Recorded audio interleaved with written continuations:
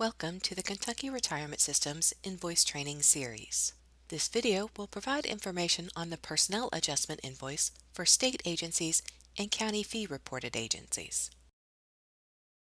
An adjustment is an action taken by the Employer Reporting, Compliance, and Education Division of the Kentucky Retirement Systems to manually update a member's posted record due to an internal audit or due to an agency request for correction.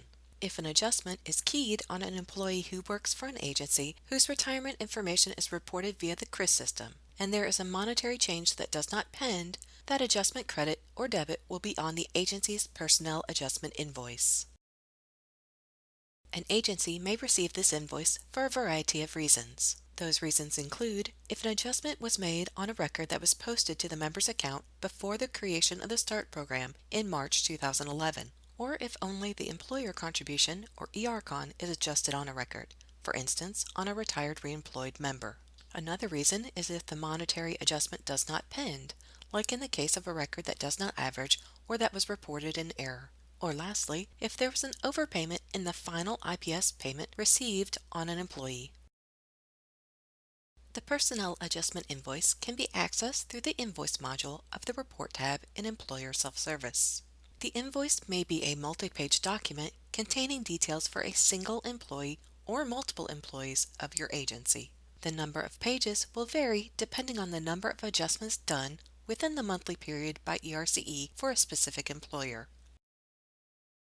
The Personnel Adjustments Invoice contains the employer information providing data on the agency the invoice is associated with, the invoice details featuring the invoice number, the due date, and the amount due on the invoice, the payment instructions explaining how to pay or receive credit for the invoice, and finally, the adjustments detail. The adjustment details first provide the information on the person on whom the adjustment was completed. Following that is the record as it was initially reported to the Kentucky Retirement Systems and how it was corrected during the adjustment. In the example provided, we have two members who are having their records refunded, which means the agency must return the EECON through payroll to the employee. And on the first example, the employer will also be recouping ERCON paid on the posting month.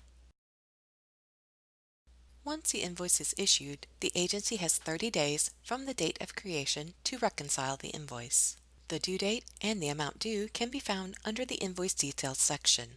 If the agency chooses to process the invoice through EMARS, they must contact their EMARS representative with the invoice information so the appropriate ITI/ITA transaction codes can be initiated between the agency and Kentucky Retirement Systems.